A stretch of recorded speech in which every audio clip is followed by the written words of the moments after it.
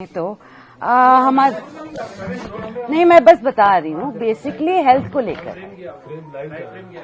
ओह, मैं बस पहले की बातचीत कर रही थी, बट आप बता दें जब ऑफिशियल कब है। अभी ऑफिशियल शुरू करते हैं डॉक्टर साहब। हाँ, मैं आज की प्रेस कॉन्फ्रेंस में मैडम कुमारी आरती सिंह राव जी का स्वागत करता हूं और सभी मीडिया बंधुओं का और सहायकार बंधुओं का बहुत बहुत आभारी हूं कि उन्होंने टाइम निकाला और जो health department, health and medical education, Ayush और एफडीए सारे के सारे मैडम के पास हैं, तो इनकी के बारे में मैडम आज प्रेस कॉन्फ्रेंस करेंगी अचीवमेंट के बारे में। मैं स्वागत करता हूँ। धन्यवाद जी, धन्यवाद।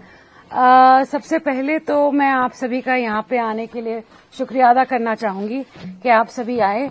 काफी वक्त से एक हेल्थ डिपार्टमेंट से एक प्रेस कॉन्फ्रेंस नहीं हुई थी, तो काफी लोग पूछ रहे थे कि हो क्या रहा है, तो मैंने कहा मैं करूंगी। तो आज वो दिन है और मैं तीनों विभागों के आज थोड़े से जो आने वाले वक्त में जो इनॉग्रेशन, फाउंडेशन और जो काम होने जा रहे हैं उनकी बारे में बातचीत करना चाहूंगी, जिसकी आई थिंक काफी चर्चा हो रही है कि हेल्थ में पॉलिसीज चेंजेस क्या आ रहे हैं, क्या आप बेहतर क्या करने वाले हैं। तो मैं उसका एक गाइडलाइन लाई हूं आज के दिन और मैं डिपार्टमेंट वाइज जाना चाहूंगी। तो शुरुआत में मैं हेल्थ के साथ स्टार्ट करें डॉक्टर साहब। Yes ma'am. तो ये है जी। सबसे पहले तो हम सभी जानते हैं कि हेल्थ में 770 डॉक्टरों की जरूरत थी, जिनमें काफी हद तक हमने आई थिंक 720 डॉक्टर अभी नियुक्त कर लिए हैं और वो अपने पोस्ट पे जा भी चुके हैं। कुछ 40 हैं जो बकाया जो वेटिंग लिस्ट में हमने आगे करने हैं। Yes ma'am. हाँ जी।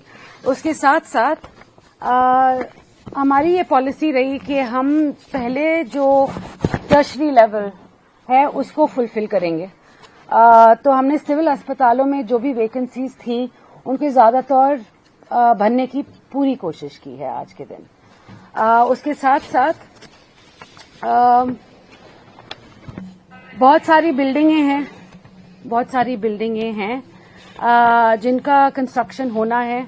बहुत सारी बिल्डिंगें टोटली जर्जर हो चुकी हैं और पूरे प्रदेश में ये बात आती है कि देखिए हमारे को नई बिल्डिंगें चाहिए, सब सेंटर्स हों, पीएचसीज हों, सीएचसीज हों। हमने ये पॉइंट किया था कि कितने अस्पताल की जो बिल्डिंगें हैं या पीएचसीज की बिल्डिंगें सब सेंटर्स की हैं, तो 785 फैसिलिटीज हैं जिनको हमें अक्रॉस द स्टेट फिर निर्माण करवाना है या रेनोवेशन करवाना है। उनमें से 534 हैं जिनकी हमारे को अप्रूवल मिल चुकी है। और मैं फिर से बोलना चाहूंगी, ये 534 जो हैं वो सब सेंटर्स भी हैं, वो पीएचसीज भी हैं, वो सीएचसीज भी हैं और जो सिविल अस्पताल हैं वो भी हैं। इसके साथ साथ 44 और फैसिलिटीज हैं जिनका अंडर प्रोसेस काम चल रहा है।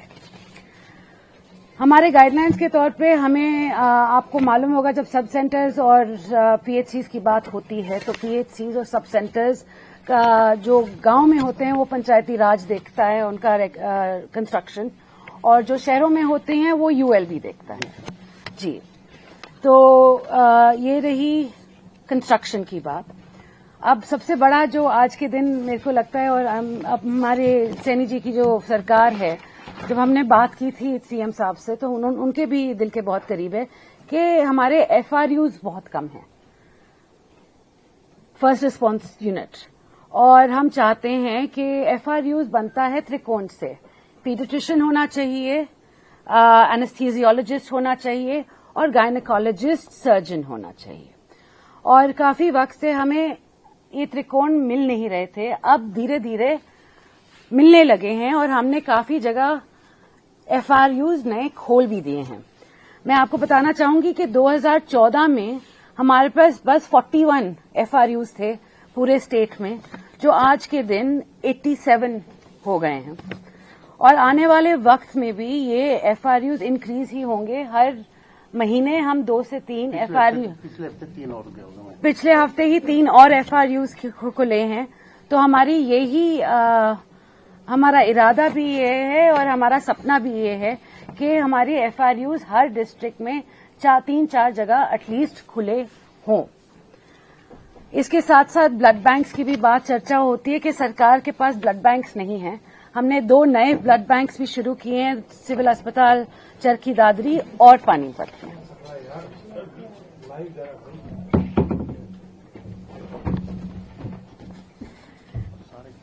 हमारे साथ दूसरे हमारे डीजी साहब 1 एंड डीजी साहब 2 दोनों आ गए।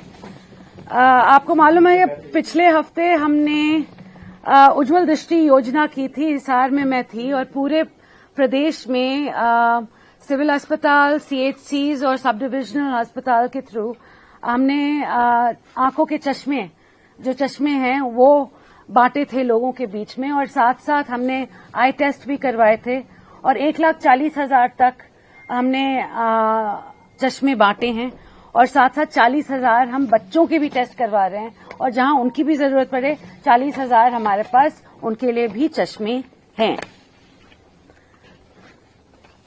अब आने वाले वक्त में सबसे बड़ी बात है कि हमारे पास हर डिस्ट्रिक्ट में बहुत सारी इनॉग्रेशंस सीएम साहब करने जा रहे हैं अगले महीने।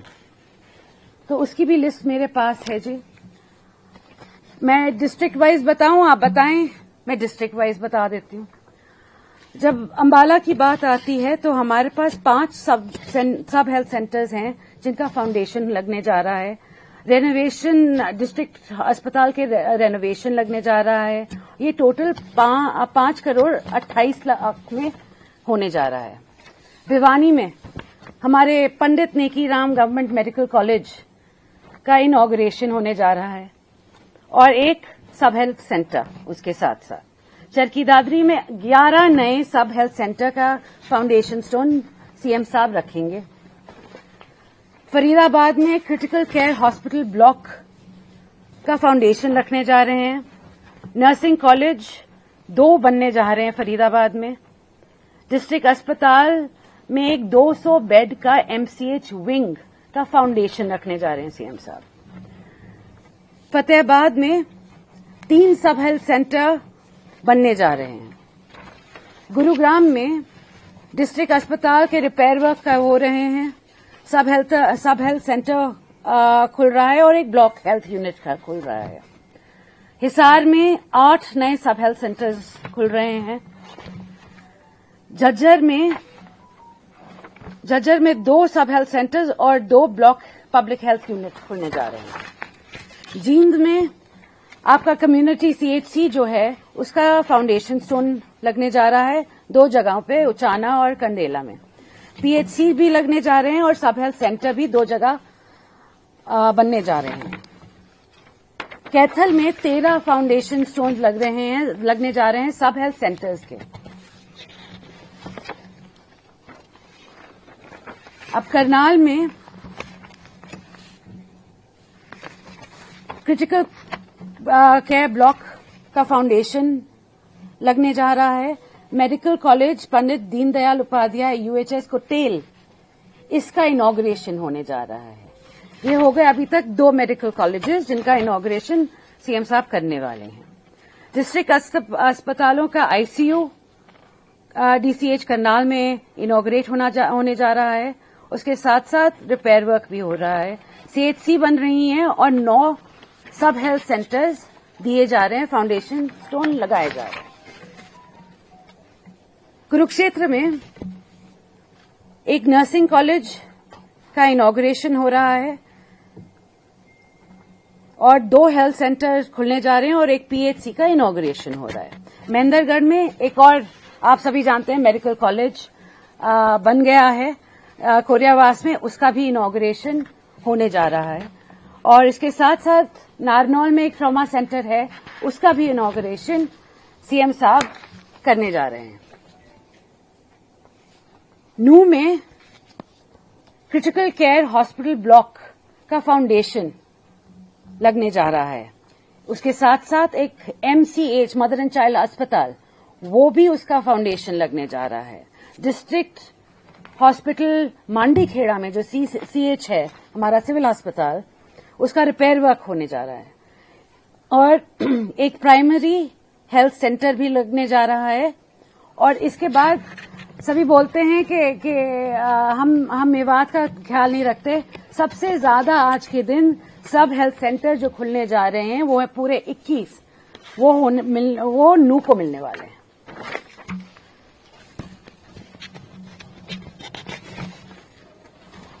पलवल की बात हो तो डिस्ट्रिक्ट अस्पताल का रिपेयर वर्क और 7 न्यू सब हेल्थ सेंटर्स। पानीपत में भी आपके डिस्ट्रिक्ट हॉस्पिटल में ICU, उसका इनॉग्रेशन होने वाला है। प्राइमरी हेल्थ सेंटर्स 2 खुलने वाले हैं, सब सेंटर 1।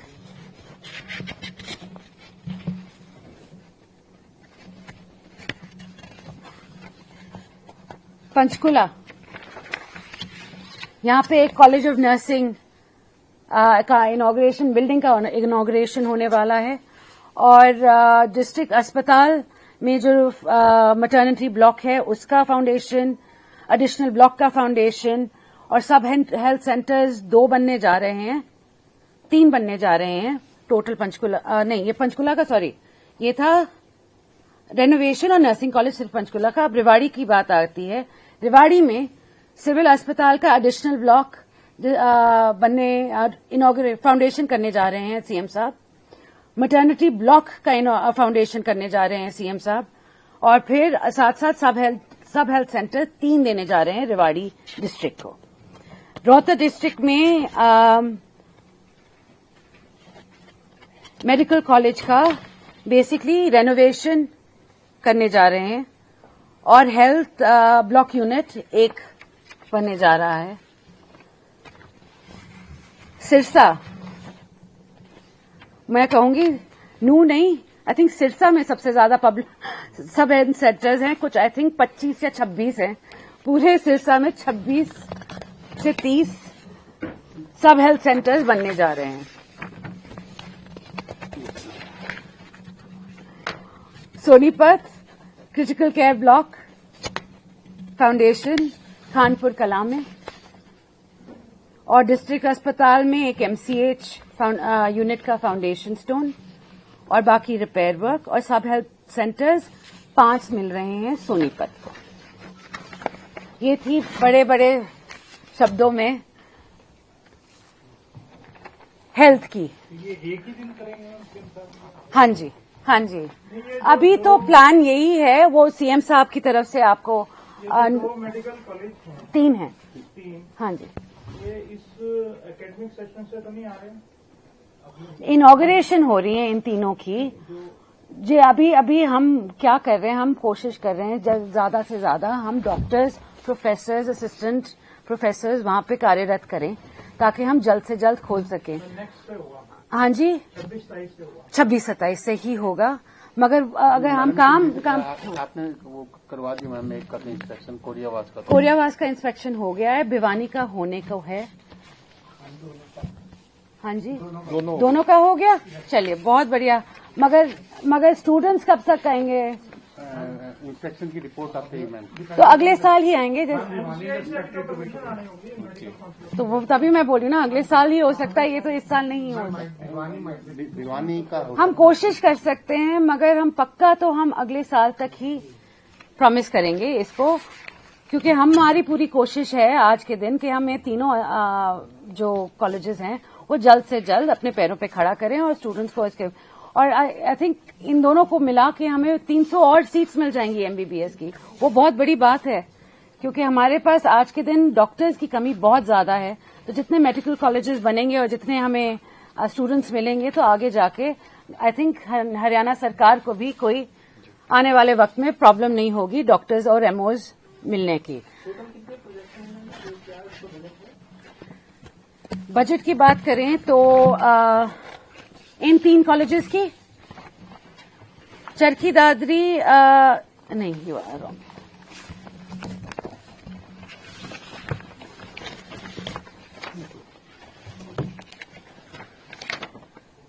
नहीं, ये सारे प्रोजेक्ट्स की, सिर्फ कॉलेजेस की, पूरे की। 2256.30 करोड़ इनॉग्रेशन की है, और फाउंडेशन की 594 करोड़ 50 लाख 594 करोड़ 50 हजार।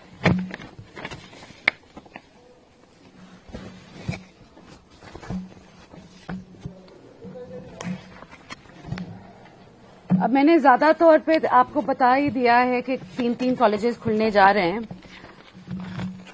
मगर जहां एमईआर की बारी आती है तो मैं बताना चाहूंगी कि 2014 में हमारी पूरी टोटल एमबीबीएस सीट्स होती थी 700, ये आप सभी को मालूम होगा। आज के दिन वो 2185 हैं, और टोटल पीजी सीट्स होती थी 289, और आज वो 874 एमडीएमएस है, और डिप्लोमा और डीएनबी 169 है। डेंटल कॉलेजेस आज के दिन टोटल बीडीएस सीट्स 950 हैं, एमडीएस सीट्स 250 हैं। फिजियोथेरेपी कॉलेजेस की 1476 बीपीटी सीट्स हैं, और एमपीटी सीट्स 421 हैं। टोटल नर्सिंग सीट्स आज के दिन, और मैं ये सबका ANM, GNM, BSc, MSc, PB, NPCC सबको मिला के 13,011 हैं, जो पहले इससे कुछ 20 या 30% पे ही हुआ करती थी। और हमारा आज के दिन आई थिंक सबसे बड़ा जो आने वाले वक्त में हमें हमारी जो पीजी सीट्स हैं उसको बढ़ाना है, कि हम सब देख रहे हैं आज के दिन कि हमारे पास सुपर स्पेशलिटी वाले डॉक्टर्स नहीं आ रहे। पहले तो हरियाणा में सिर्फ 700 ही सीट्स हैं, जो पहले से तो कहीं ज्यादा हैं, मगर जितनी होनी चाहिए उससे अभी तक वहां उस लेवल तक हम नहीं पहुंचे। तो इन मेडिकल कॉलेजेस के थ्रू हम पीजी सीट्स भी और इंक्रीज करके सुपर स्पेशलिटी डॉक्टर्स अपने बीच अपने सारे जो अस्पतालों में हैं वहां पे कार्यरत करना चाहते हैं। एक आयुष्मान योजना के तहत पेमेंट नहीं हो रही सिविल अस्पतालों में, और उसकी वजह से हार्ट के मरीजों को दिक्कत आ रही है, क्या कहना चाहेंगे?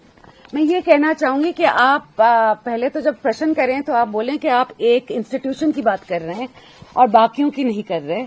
आप मेडिट्रीना की बात कर रहे हैं फिर से, हाँ या ना? हरियाणा की बात नहीं, आप मेडिट्रीना की बात कर रहे हैं, मेडिट्रीना की ही बात कर रहे हैं ये।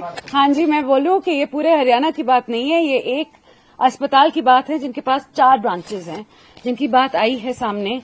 और इनका क्या हुआ है कि ये चाहते हैं कि ये अपना आयुष्मान जो इनके पास पॉलिसी के तहत उनको सिविल अस्पताल के साथ अपने ट्रीटमेंट्स हैं वो पैसे नोडल ऑफिसर से पास करवाने पड़ते हैं, और फिर उनको पैसे मिलते हैं। ये चाहते हैं कि डायरेक्ट आयुष्मान के साथ उनका संपर्क हो और सीएच बीच में ना हो। अब पूरे हरियाणा में ऐसा कोई केस नहीं है जहां डायरेक्ट आयुष्मान डिपार्टमेंट के साथ उनका कोई एजेंसी है कि वो डायरेक्ट कर सके। हमेशा सरकारी अस्पताल पहले आएगा, नोडल ऑफिसर पहले पास करेगा और फिर उनको पैसे मिलेंगे। It happens case to case. अब हर केस पे आपको दिखाने पड़ेंगे आपकी फाइल्स। तो मैंने मेडिट्रीना वालों से बात भी की थी, चर्चा भी की थी, और उनके काफी सारे केसेस हैं जहां पर उनको बहुत प्रॉब्लम पड़ रही है पूरे केस फाइल्स दिखाने की। साथ साथ आप भी जानते होंगे, आप पूरे प्रश्न